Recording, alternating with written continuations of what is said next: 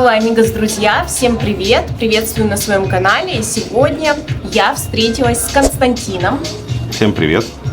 Собственно, это тот человек, который нам помогал с арендой жилья здесь, в Уругвае, в Монтевидео. И сегодня мне бы хотелось узнать все по поводу аренды жилья в Уругвае. Расскажи о себе, чем ты вообще можешь быть полезен людям. Меня зовут Константин, живу в Уругвае уже 4 года, занимаюсь реал-эстейт бизнесом. Наша компания помогает снять жилье приезжающим иностранцам, не только русскоговорящим, но и из Америки, из Европы, русским, украинцам. В общем, все, что связано с недвижимостью, это Кости. Ну, во-первых, это не реклама, да. Я опять просто советую человека, с которым я прошла вот этот путь. Мы прошли с мужем этот путь, который нам действительно помог и облегчил жизнь. И первый, наверное, вопрос будет о том, какой путь нужно будет пройти человеку, если он будет самостоятельно искать жилье в аренду, и какой путь он пройдет вместе с вами. То есть, чем вы сможете облегчить этот путь. Наверное, стоит сказать о том, что я начал заниматься этим бизнесом в стране после того, как я сам, приехав сюда, не зная языка, не имея никаких знакомств, порядка 1,5 месяцев искал себе жилье в аренду. Я столкнулся с тем, что качество сервиса было, по крайней мере, в моем опыте, было не очень хорошее. Я решил, что, наверное, стоит сделать неплохой сервис, и приезжающим сюда иностранцам это будет интересно. В принципе, ваша задача только прислать документы для получения страхового полиса для аренды, смотреть с нами объекты, которые мы присылаем. У нас очень большая база партнерских агентств. Выбирая тот или иной объект онлайн, мы стараемся сразу, условно говоря, отправлять 3 квартиры, 3 из которых соответствуют требованиям наших клиентов, чтобы не тратить ни ваше время, ни наше время, и сразу точечно смотреть хорошие варианты. Поэтому из того, что требуется сделать, это прислать документы и посмотреть варианты объекта недвижимости. По-моему, что, собственно, у нас с вами и получилось. Да, если рассматривать наш опыт, мы буквально посетили квартиру, посмотрели, и в следующий раз мы уже забрали ключи, все, сделка была завершена. Если резюмировать, да, то с риэлтором вы просто минимализируете риски, вы заезжаете в тот объект, который соответствует вашим требованиям, вам не нужно париться о языке, вам не нужно париться, что у вас в договоре будут какие-то пункты сомнительные, потому что за вас все это прочитают и проверят. И, в принципе, при недостатке времени это будет ваш вариант для комфортного поиска. Да, то есть, в принципе, любое действие можно сделать самостоятельно. Снять квартиру, сделать себе документы уругвайские. Этот путь можно пройти самостоятельно. Есть много гайдов в интернете, чтобы это сделать самим, но если есть ограничения по времени, то люди пользуются сервисом услуг агентов недвижимости, людей. Я бы даже добавила, что не то, что времени, а когда люди приезжают, они в основном не знают испанского языка. Во-вторых, они не сталкивались еще с таким менталитетом, потому что это на самом деле долгий процесс, пока допишешься, пока он тебе ответит, а вот завтра, давайте завтра, но это не завтра будет, а через неделю, и вот все это снежный ком. Да, есть определенные оправданные стереотипы, что уругвайцы, они такие не особо быстрые, потому что любят переносить все на завтра. Такое есть, наверное, да, потому что они, в принципе, по себе люди очень спокойные, неконфликтные, никуда не торопятся никогда. Поэтому мы со своим шилом иногда оказываемся чуть-чуть быстрее. Занимаете лидирующие позиции. Занимаем, оказываемся чуть быстрее в каких-то моментах. В целом, если говорить о подборе недвижимости, есть площадки общедоступные, Mercado Libre, Infocasas, на которых можно найти то, что вам интересно, связаться с представителем собственника, потому что у всех собственников здесь есть либо родственник, работающий в агентстве недвижимости, либо какой-то друг, либо, я знаю, пожилых уругвайцев, которые уже десятилетиями помогают своим аргентинским друзьям сдавать их объекты. И они этим занимаются годами. Собственно, вы с ними связываетесь и оплачиваете ровно ту же самую комиссию, что и мы. Это месяц аренды плюс НДС. Как бы есть вероятность столкнуться с определенными там, недопониманиями, да. Вот мы же, в свою очередь, понимая все трудности переезда и адаптации в этой стране, ну, как-то стараемся подсобить, помочь там с какими-то вещами, которые человеку, приехавшему, наверное, в первое время будет сложно понять. Да, и, наверное, стоит добавить, что если вы надеетесь найти жилье без участия риэлтора, это, скорее всего, будет невозможно. Сами объявления от собственников очень редки. Ну, их практически не существует, да, то есть... Я вам больше скажу, что я даже когда снимал для себя последнее жилье, я, естественно, как бы представился, что я агентство недвижимости, что я не должен, ну, я не буду платить комиссию, но в итоге я заплатил практически ту же самую комиссию нотариусу собственника, вот. Поэтому, ну, к сожалению или к счастью, платить за аренду недвижимости все равно придется. Если говорить, какие статьи расхода влечет за собой аренда недвижимости в Уругвае, это, естественно, арендная статья, это месяц аренды вы оплачиваете сразу, это страховой полис, который здесь оформляется практически в 95% случаев. Он в большей степени гарантия собственника, что если вдруг арендатор перестает платить, то страховка выплачивает до окончания контракта полностью стоимость аренды. Вот. Ну и комиссия, соответственно, агентства. То есть получается, грубо говоря, в районе 3 месячных платежей. И НДС.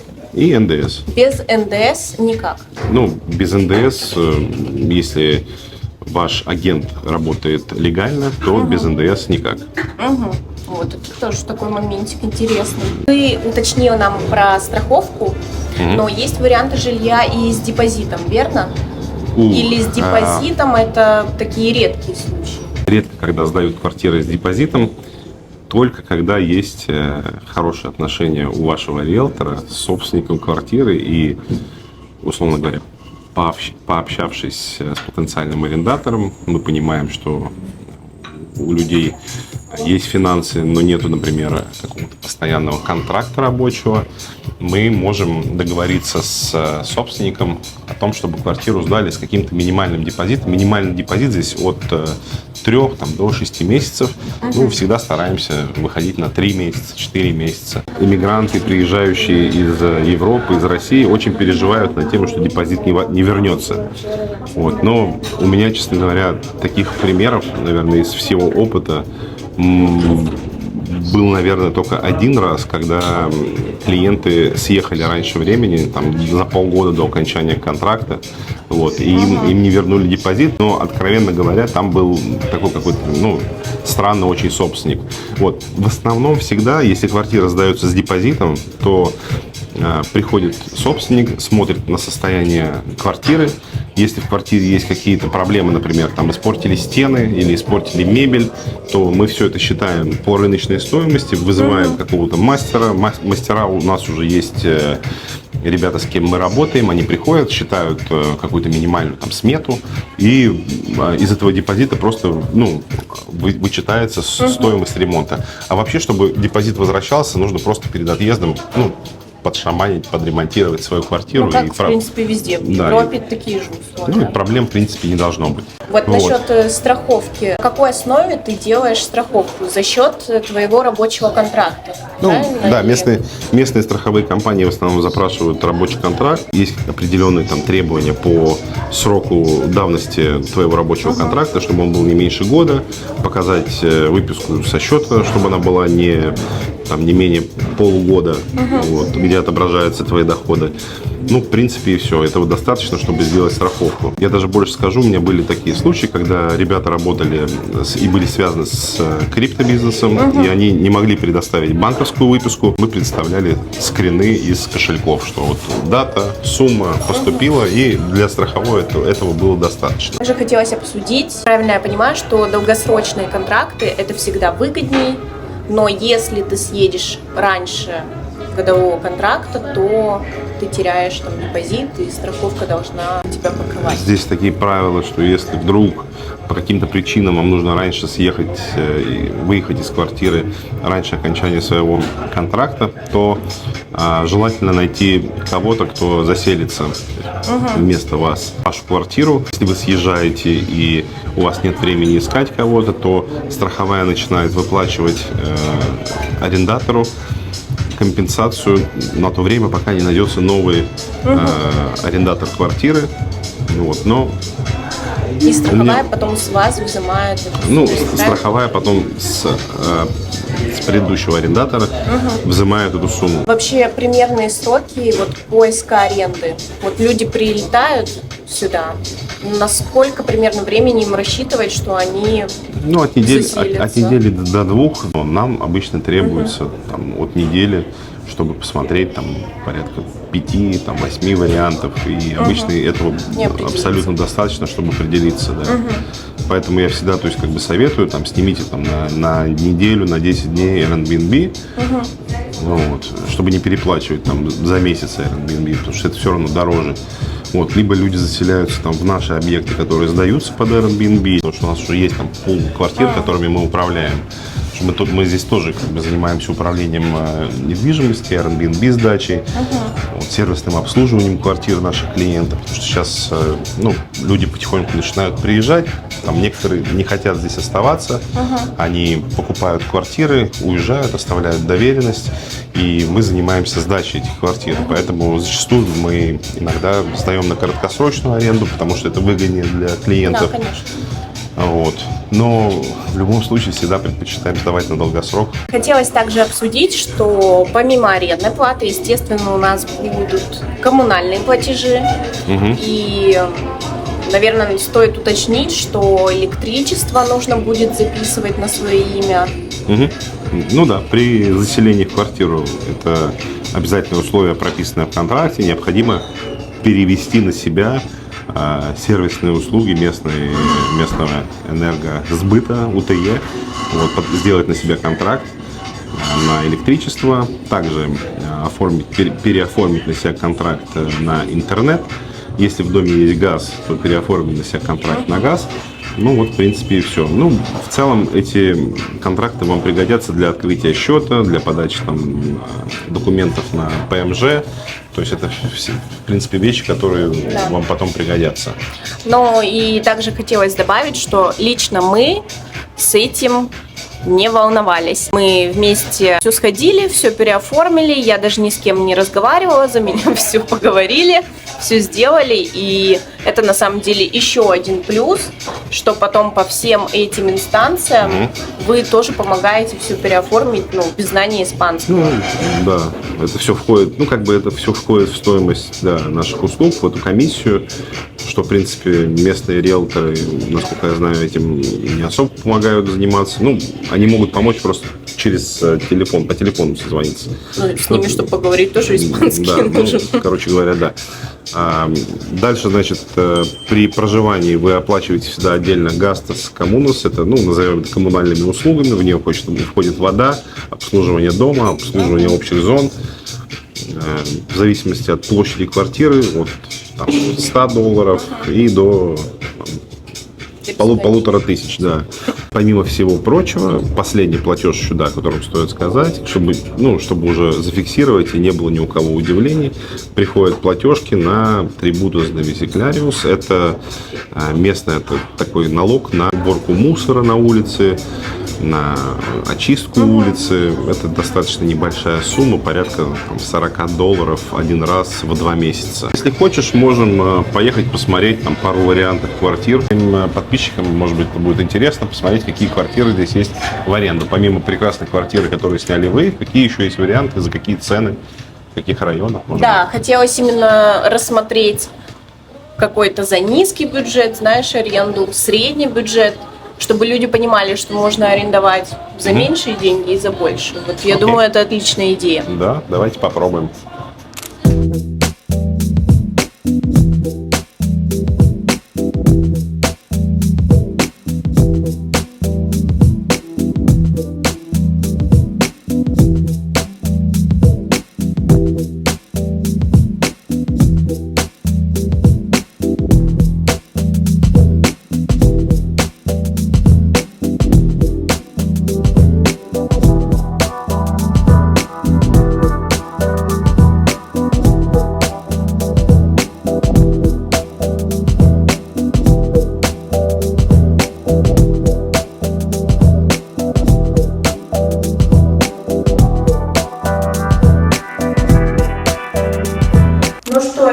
я сегодня встретилась с Лизой. Всем привет! Она как раз работает с Константином и привезла нас посмотреть такую шикарную квартиру под аренду. Расскажи, пожалуйста, в каком районе мы находимся и сколько это стоит? Сейчас я показываю вам один из самых премиальных комплексов в Монтевидео. Самый ликвидный район Паситос. Жилой комплекс сделан для того, чтобы люди чувствовали себя здесь как в отеле. Здесь есть 2 бассейна, детская комната, спортивный клуб, коворкинг, залы для встреч, барбекю-зоны открытые, закрытые, кафе, ресторан на самом высоком этаже. Поэтому люди здесь наслаждаются жизнью. За двухкомнатную квартиру здесь аренда стоит ориентировочно $2500. Однокомнатная квартира будет стоить здесь в аренду в районе $1500. И это скорее будет без мебели. С мебелью будет цена чуть-чуть выше, примерно на $150-200, в зависимости от меблировки. А трехкомнатная? Трехкомнатная будет стоить в районе 2,5-3. Ну, а гастасы на эту квартиру, я думаю, будут достаточно дорогие. Да, гастасы здесь, конечно, впечатляющие. Они стоят в районе 20 000 песо. Это ориентировочно $500. Ну, тем самым вы, конечно, окупаете большое количество плюшек, которые имеет этот жилой комплекс. Но, да, нужно быть готовым платить много за эти гастасы. Ну и за такой вид. Да, но это такой прекрасный вид. Опять же, хочу напомнить, да, что ребята занимаются не только премиум-сегментом, но Да. и, конечно же, на любой кошелек. И дальше мы вам покажем варианты, которые можно снять за копейки, можно сказать, ну и что-то среднее. Поэтому смотрите дальше. Так, ну что, мы уже на новом месте. Какой это район у нас? Сегодня мы с вами в центре Паситоса, в жилом комплексе среднего класса, но это хороший жилой комплекс, у них достаточно большие просторные апартаменты. Цена здесь аренды однокомнатной квартиры стоит в районе 42 000 песо, плюс гастас коммунус. Плюс-минус выходит в районе 50 000 песо. И на самом деле еще зависит от размеров апартамента, от вида. От мебели. От мебели, да, с мебелью или без. Без мебели обычно дешевле, примерно на $200. Здесь есть джакузи, здесь есть 2 барбекю, зона коворкинга и небольшой зал. Ну, зал прям совсем небольшой. Ну а мы уже с вами в районе Агуада, это желтый район Монтевидео, и более подробную информацию о районах я пишу в своем телеграм-канале, там потом сможете все посмотреть. Этот район сдается в $550 без мебели и 600 с мебелью. Вы можете заметить, да, что здесь присутствует какая-то грязь, строительная пыль, все просто, это новострой. И я считаю, что это действительно, такой неплохой вариантик для тех, кто ищет побюджетнее, потому что все-таки райончик это такой сомнительный, но не так уж плохо и не так уж хорошо. Я надеюсь, вы меня поняли. Поэтому почему нет? Мы все-таки должны рассмотреть разные варианты под разный бюджет. Ну а если вас интересует переезд в Уругвай, получение ПМЖ и паспорта Уругвая, то, пожалуйста, пишите мне. Контакты будут указаны в описании под этим видео. И я с удовольствием отвечу на все ваши вопросы, поделюсь полезными контактами, да, допустим, Анны, которая сама нам оформляла все документы ПМЖ, Константина, с которым мы, собственно, сейчас посмотрели с вами аренду. Также он занимается продажей недвижимости в Уругвае. В общем, все будет там. Также в описании укажу свой телеграм-канал. Там я на ежедневной основе выставляю всякие интересные новости, полезную информацию, да, про Уругвай. Поэтому я считаю, что вы должны туда подписаться. И более того, хотела просто объясниться, да, почему же так долго я отсутствовала. К сожалению, у мужа случилась операция, и все мое внимание было на той проблеме, а не на Ютубе. Но дальше больше, поэтому подписывайтесь, и я не буду теряться больше так долго.